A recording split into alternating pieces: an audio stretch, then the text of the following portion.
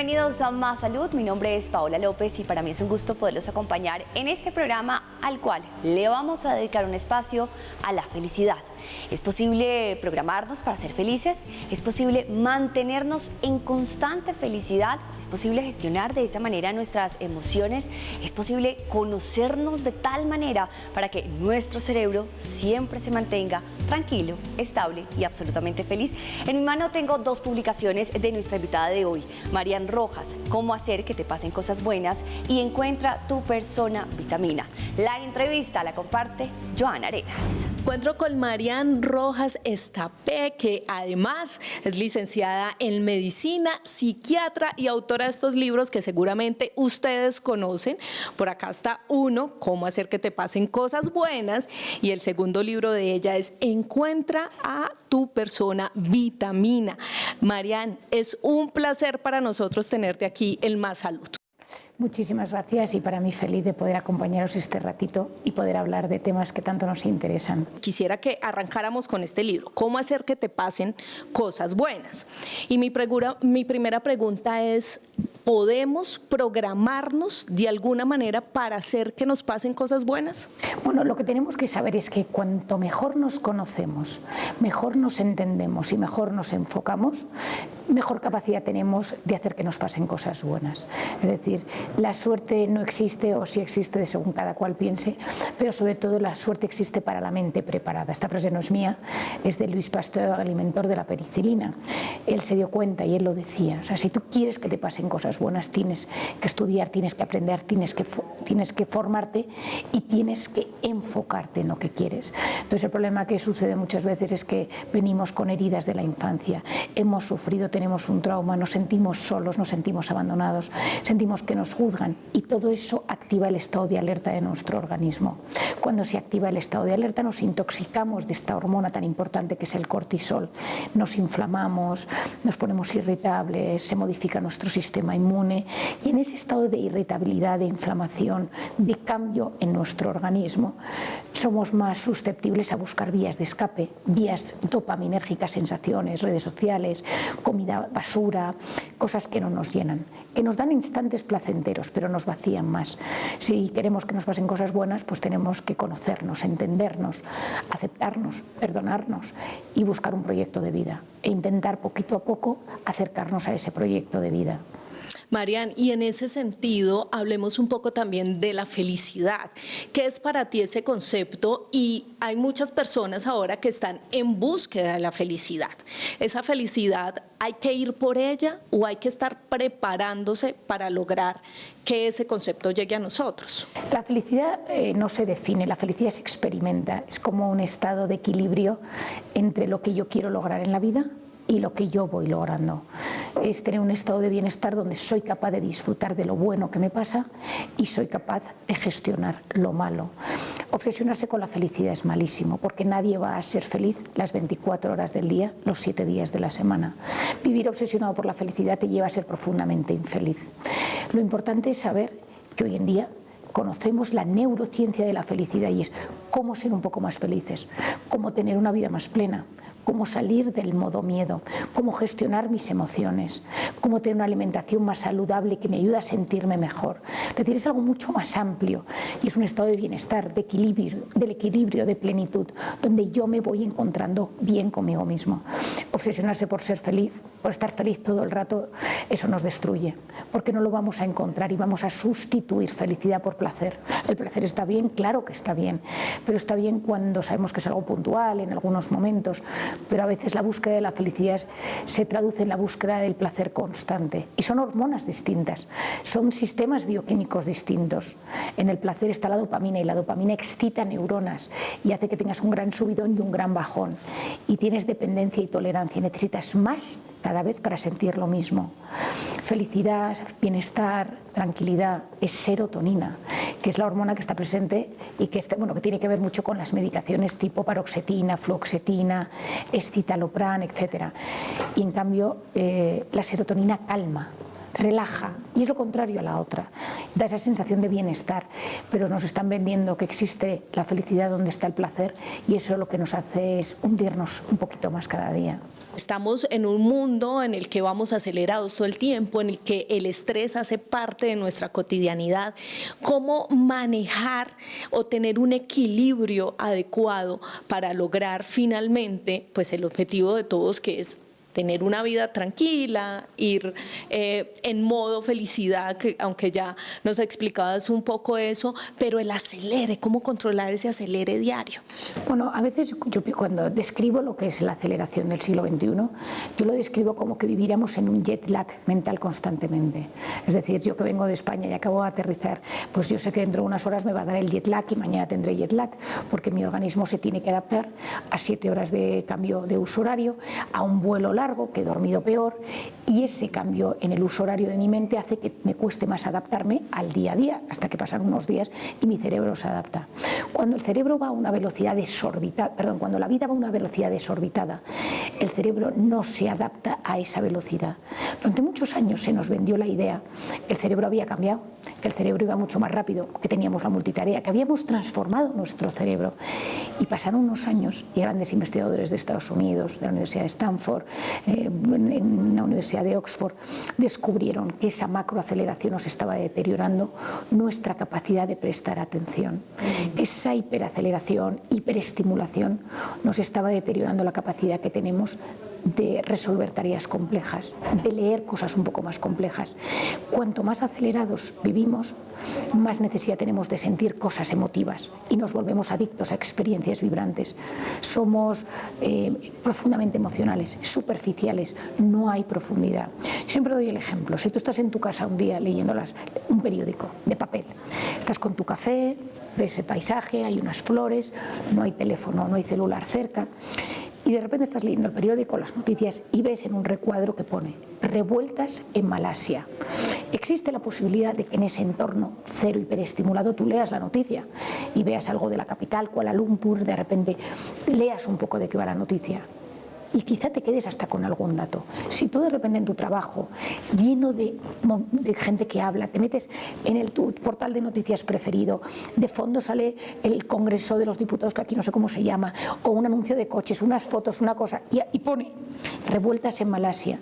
Tu cerebro detecta que revueltas en Malasia es un conocimiento complejo y no le va a dar clic, no lo va a poder leer. Entonces, vamos acostumbrando a nuestro cerebro a cosas cada vez más simples. Quiero simpleza, no sencillez. La sencillez es buena, la simpleza es mala. Y encima acostumbramos a nuestro cerebro y a las noticias a que tenemos que tener todo en 280 caracteres en un tuit. Y tú tienes que generar impacto en pocos segundos habiendo puesto un tuit de 280 caracteres. Casi muy pocas cosas pueden resumirse en un tuit de 280 caracteres. Pero tú lo que quieres es generar un impacto en la persona que te lo lee y que te ponga rápidamente likes. Y entonces o generas perturbación y lo que quieres es que la gente se pelee, o lo que quieres es que la gente te diga, y para que la gente te lo diga es que es algo muy rápido y va a tu sistema dopaminérgico placentero, pero no te da para la reflexión. Y claro, en una sociedad que cada vez fomentamos que piense menos, no nos puede sorprender que la gente esté irritable, que la gente se haya polarizado, que las personas que piensan distinto no sean capaces de sentarse a buscar un punto de acuerdo. Porque en este punto donde estamos intoxicados de dopamina, donde estamos intoxicados de miedo, de cortisol, y donde vivimos con una profunda crisis de atención, cuando tenemos que hablar con alguien que no piensa como nosotros, a nivel ideológico, a nivel religioso, a nivel político, en una pareja, lo único que conseguimos es que yo me siento así, y los sentimientos toman el dominio de mi interior. Son mis sentimientos y yo me siento así, y porque yo lo siento es verdad. Y esto es una gran farsa, no porque yo lo sienta sea verdad, es la verdad sobre mis sentimientos en este momento, pero no es la verdad. Y entonces en discusiones sociales, familiares, políticas, religiosas, lo que tenemos que conseguir es que haya gente que tenga la capacidad de frenar, entender, conectar con el hemisferio derecho de la persona que tiene delante y llegar a un acuerdo. Porque necesitamos un mundo en paz, que esté con paz, y la paz en vida porque nosotros seamos capaces de escuchar a personas que no piensan como nosotros, pero hiperestimulados. Queremos sentir, queremos la noticia, queremos ser titulares y queremos decir una barbaridad y queremos que haya pasado algo para que haya muchísimos clics y para que haya muchos likes y muchos comentarios en la noticia. Da igual que sea verdad o mentira, que tenga sentido, sea una pérdida de tiempo. En cambio, como hay una noticia que tiene más sentido, tiene más pozo e interesa menos porque no tiene esa dopamina, entonces le dedicamos menos tiempo, importa menos, y entonces hay que generar impacto. Y cuidado con ese generar impacto, porque a veces en ese impacto lo que consigues simplemente es generar más sensación y te vas de lo importante que es frena, escucha, aprende y estudia. Y estará muy bien el mundo digital, y a mí me encanta, yo tengo teléfono y yo utilizo el ordenador y efectivamente, siempre y cuando no perdamos la capacidad de pensar, de reflexionar y de profundizar las cosas.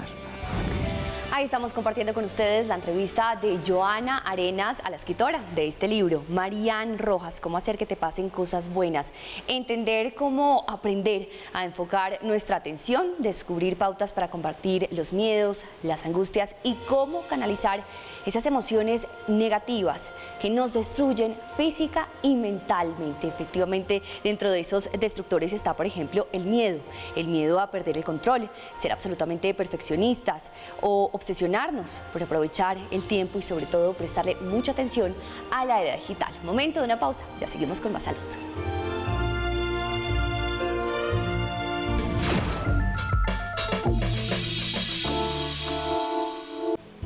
Seguimos en Más Salud, hoy estamos hablando de la felicidad por cuenta de este libro, Cómo hacer que te pasen cosas buenas. Marian Rojas es la autora de este libro, tiene una conversación con nuestra periodista Joana Arenas.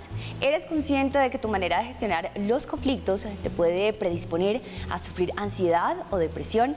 Son las enfermedades más frecuentes de este siglo. Sigue respondiendo esas preguntas y cómo entender esas herramientas que nos ayudan a manejar nuestras emociones. ¿Realmente se puede frenar y escuchar?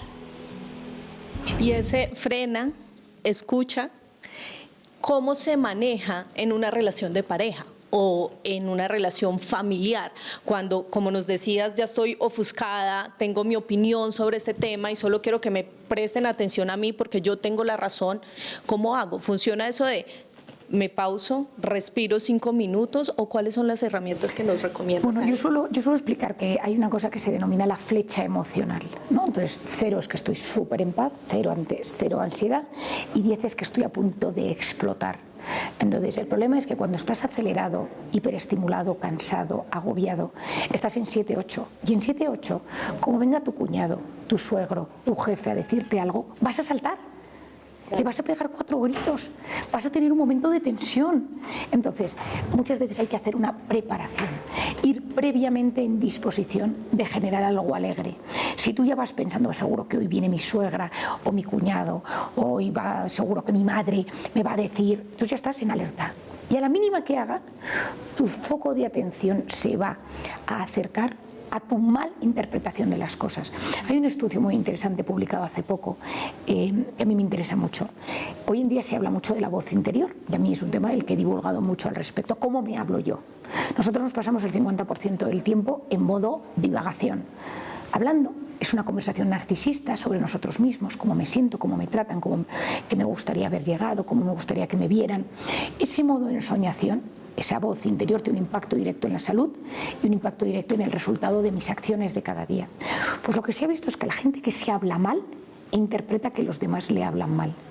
Seguro que voy a casa de mi suegra y mi suegra me dice, porque como últimamente yo no he llegado a esto, porque claro, yo no soy tan guapa como su hija y entonces yo llego, da igual lo que diga mi suegra, que yo voy a interpretar una amenaza en su comportamiento. Entonces, parte de la vida consiste en que yo me haga un diagnóstico y diga, ¿yo cómo me trato? Y no se trata de decir, es que yo soy así, soy el mejor, porque eso tampoco tiene ni pies ni cabeza. Somos gente pues, con nuestros defectos, con nuestras virtudes, pero tenemos que tener un trato mucho más compasivo y amable con nosotros mismos. Tratarnos desde la ternura y el cariño. Hay cosas que haremos mejor y cosas que haremos peor. Y saber que según nos tratamos a nosotros mismos, eso influirá poderosamente. Y esto pasa en la relación de pareja, en la relación de familia, en la relación profesional. Si yo me estoy hablando mal constantemente sobre cómo es mi trabajo, yo voy a interpretar que la gente de mi trabajo no me valora y por lo tanto mi resultado va a ser todavía peor. Pues Marian, el segundo libro, Encuentra tu persona vitamina, la pregunta base sería, ¿qué es una persona vitamina y cómo logro yo serlo para los demás? A mí el concepto de personas tóxicas no me gusta, no hay personas tóxicas, sino que es tóxico el efecto que producen en nosotros. Son personas que nos intoxican de cortisol. Y entonces estaba yo en una conferencia en México y la gente hablaba y de los tóxicos y dije, bueno, pues seamos personas vitamina. Y me gustó. Dije, algo alegre, ¿no? Porque según el tipo de conversaciones que tenemos, el contenido de nuestras palabras y de nuestros discursos tiene un impacto muy importante en nuestra salud. Según cómo describimos las cosas, cómo nos decimos las cosas, lo que hablábamos antes de la voz interior, cómo les hablamos a los demás tiene un impacto muy importante en mi salud y en mi interpretación de la vida. Y dije, pues hablemos en positivo, en vez de cómo gestionar a los tóxicos, empecemos a hablar de cómo gestionar a las personas buenas, cómo ser personas vitamina. La persona vitamina es una persona que te inyecta oxitocina cuando tú estás mal, que es la hormona del vínculo, del amor, del cariño. Es esas personas te sacan de un momento de guerra cuando tú no te encuentras bien, estás perturbado interiormente, vienen y te transmiten paz. Tienen sentido del humor, te escuchan y no te juzgan, buscan sacar lo mejor que tú llevas dentro, quieren lo mejor para ti. Puedes estar meses sin verlos, te los encuentras y de repente algo sucede, hay una sincronía cerebral, esas dos personas se miran, se observan, los hemisferios derechos se unen y hoy en día conocemos que los cerebros se producen sincronías en sus electroencefalogramas, las personas sienten que algo se acompasa en su interior. Eso pasa mucho, por ejemplo, con dos personas que bailan.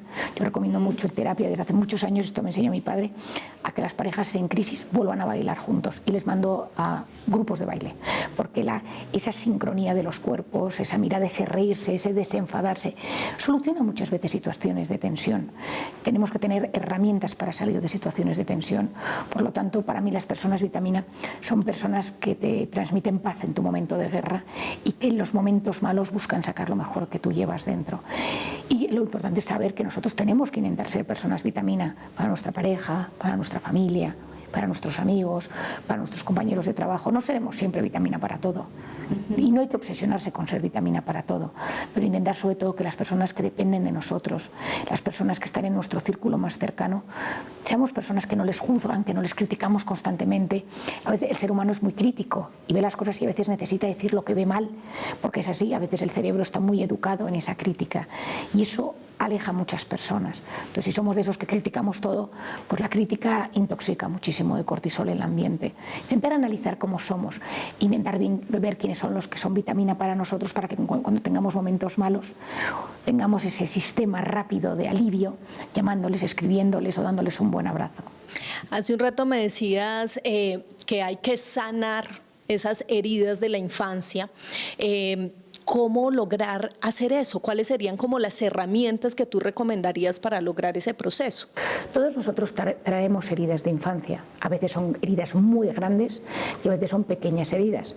Las heridas grandes, pues abuso sexual, bullying, violencia en casa, me pegaban, padre borracho, madre ausente. Es decir, yo me dedico al trauma, entonces yo estoy muy acostumbrada a escuchar historias muy duras y terribles. Entonces, y a veces hay microtraumas, es decir, me sentía gordita, me sentía feo, nadie me aceptaba, nunca tuve buenos amigos, pero todo eso tiene un impacto directo en cómo yo me voy a relacionar con las personas en la edad adulta. También va a tener mucho que ver en cómo va a estar mi sistema inmune cuando yo me voy haciendo mayor. El cortisol, que es la hormona del estrés, si yo de pequeño tengo un trauma severo, es como que esa hormona del estrés se queda tintineando, está hipersensible. Me convierto en una persona hipersensible al estrés. Ante cualquier cosa tengo unas reacciones desproporcionadas, una búsqueda constante, pero porque tengo una herida desde la infancia. Esas heridas se sanan primero identificando cuáles son. Lo segundo es ver cuánto impacto tienen a día de hoy en mi vida. Es decir, hay veces, yo soy la primera que tengo alguna herida de la infancia, porque no hay una vida sin heridas. Y hay veces lo que uno tiene que ver es si volver a esa escena, esa imagen, a esos momentos me perturba y me bloquea, o sé que está ahí pero lo tengo colocado en un lugar donde no hace daño. Si es un lugar donde sí hace daño, muchas veces yo recomiendo identificarlo, ir a terapia y trabajar ese momento. Puede ser un momento puntual, un abuso sexual en un momento concreto, o puede ser una infancia donde me sentí abandonado, donde estuve solo, donde no me quisieron, donde constantemente había violencia contra mí o contra el entorno, donde la situación era precaria, donde me abandonaron, donde murió alguien de mi familia de forma terrible y yo presencié esa muerte. Cada vez que pienso en uno de estos casos se me ocurren pacientes que he ido escuchando a lo largo de mi vida y esas heridas a veces hay que llegar a ellas. Yo utilizo muchísimo una técnica que se denomina EMDR, que son las siglas de un tema en inglés, donde tú, mediante el movimiento de los ojos, haces que la persona reviva el trauma con sufrimiento y poco a poco se va colocando en una parte de la mente donde duele mucho menos. Y en mi caso, los traumas tratados de esta manera, volviéndolos a narrar. Porque el problema es que a veces los traumas fueron terribles, pero lo que es todavía más terrible es cómo yo me cuento ese trauma. Eso fue duro, pero es todavía más duro cada vez que yo me lo digo, porque cada vez que me lo digo es como si lo estuviera reviviendo y generalmente de forma mucho más dolorosa. Y encima juzgo a las personas que no me salvaron, a las personas que no me ayudaron. Y a veces hay que cambiar la forma en la que nos narramos los traumas y nos narramos las heridas. En ese sentido también cabe ahí decir, Marian, que esas heridas o esos traumas pues de alguna manera no se pueden borrar, hacen parte de nuestra vida. Es precisamente eso que nos decías, recordar sin dolor quizás. Yo digo que perdonar es ir al pasado y volver sano y salvo. Es decir, echas la vista atrás, ves esa escena, esas escenas, esos momentos y no significa que estés bien con ellos, significa que vuelves sano y salvo a tu presente. Nosotros también somos consecuencia de nuestro pasado, pero si el pasado es tan doloroso que te impide avanzar, sí que hay que trabajarlo, sí que hay que... Porque yo pienso muchas veces estoy pensando en un caso que tuve esta semana de una mujer cuyo padre era un maltratador y maltrataba a su madre y le maltrataba a ella. Y he sido incapaz de tener relaciones de pareja buenas con los hombres. Siempre acaba en el rol de víctima, relaciones muy tormentosas. Y entonces hemos tenido que ir a la infancia y sanar y de alguna manera perdonar a ese padre. Ser capaz de verlo de otra manera, desde otro ángulo. Vivir de otra manera las relaciones con los hombres. Porque ella castiga a día de hoy a todos los hombres que aparecen en su vida. Seguimos en Más Salud, hoy compartiendo con ustedes algunas herramientas que encontramos en este libro, como hacer que te pasen cosas buenas, y en este otro, encuentra a tu persona vitamina en la familia, en la pareja, en los amigos, en el trabajo, alguien positivo y ser también alguien positivo para los diferentes entornos. La autora de estas publicaciones es Marian Rojas, la conversación la ha tenido nuestra periodista Joana Arenas. Ella nos explica ahora si existen realmente herramientas para programarnos hacia la felicidad. Y ya para finalizar, el tema de programarnos o autoconocernos. De pronto uno siempre ha pensado que para los niños o las personas jóvenes es mucho más fácil hacer ese proceso. No importan los años, así seas adulto, ¿tienes la capacidad de cambiar esos conceptos preconcebidos? No, la infancia es un momento súper importante, porque en la infancia el niño nace con intuiciones de cosas, pero lo que tú le cuentas y le explicas en la infancia en momentos de enorme neuroplasticidad tiene un impacto brutal en su sistema de creencias, en su sistema de apego. Es decir, por un lado en los conocimientos, por otro lado en la forma de relacionarse y en la forma de gestionar el estrés. Es decir, un niño que ve que en su casa cada vez que hay un problema los padres se gritan o se pegan, tú metes en sus cimientos emocionales que eso es la manera de solucionar los problemas. Tú lo que quieres es que ese niño medio que se vaya haciendo mayor sepa gestionarlo. Entonces hay momentos claves en el crecimiento y en el desarrollo neuronal y emocional del niño. Una persona mayor que piensa de una manera, una persona de 80 años, que ideológicamente piensa de una manera, no le vas a cambiar de forma de pensar. Sus sistemas de creencias ya están muy asentados. Por eso la infancia y la educación es tan importante. Por eso hay cosas que hay que explicar desde la infancia, enseñarles a debatir, a tener la mente abierta, a escuchar opiniones diferentes, aunque tengan la suya, la de su educación, su entorno familiar, porque todos nosotros, por muy tolerantes que seamos, tenemos unas ideas que queremos infundir a nuestros hijos, del amor, de la pareja, de la familia, de la vida, de la educación. Todos nosotros tenemos, pero mientras vas educando a esos niños también tienes que hablar pues, de la tolerancia, del cuidado de personas que son distintas, y eso hay momentos que son muy importantes, y uno es la infancia y otro es la juventud. Y luego a lo largo de la vida, en los momentos de aprendizaje en el ámbito profesional, si una persona empieza a trabajar a los 20, 25 años, podrás meterle hábitos de trabajo desde muy joven, pero si aparece a los 45 y es una persona que tiene unos hábitos negativos, eso será mucho más difícil que los cambie. Entonces la neuroplasticidad no es igual en todas las fases de la vida y los sistemas de creencias no se implantan igual. Es verdad que hay momentos en los que hay cambios tan brutales, hay fisuras, hay historias, hay traumas, y de repente a los 50 años cambias completamente de opinión en ciertos temas y te vas al otro lado, pero es porque te ha pasado algo, has leído mucho, te has encontrado con alguien que te ha convencido, has hecho una terapia buena y has cambiado el giro de tus pensamientos, pero es por algo fuerte que te ha sucedido. Marian Rojas Estapé, para mí es un placer que nos hayas acompañado aquí en Más Salud de Red Más. Muchas gracias por todas tus recomendaciones, por todo tu conocimiento para nuestros televidentes. Las redes sociales, ahora que toda la gente está ahí súper conectada, para que también estén pendientes de toda la información que subes ahí. Bueno, yo lo que intento en mis redes sociales es que no sean una pérdida de tiempo. A veces soy un poco crítica con las redes, pero yo soy la primera que intento que la gente que me siga pues tenga cosas que le puedan ayudar a crecer, a pensar, a entenderse mejor y darles una opción de lectura, de escuchar un podcast, es decir, apertura a cosas que le nutren y le cultivan el alma y el espíritu. Bueno, Marian, muchísimas gracias por acompañarnos este día. Muchas gracias. Recomendaciones literarias para que efectivamente empecemos a manejar mejor nuestras emociones, nuestros pensamientos, porque como dice este libro, tienen un impacto directo en nuestro organismo y esa posibilidad de sentir felicidad. Cómo hacer que te pasen cosas buenas, encuentra tu persona vitamina. Marian Rojas estuvo en esta conversación que queríamos compartir con ustedes junto a nuestra periodista Joana Arenas. Gracias por hacer parte de Más Salud.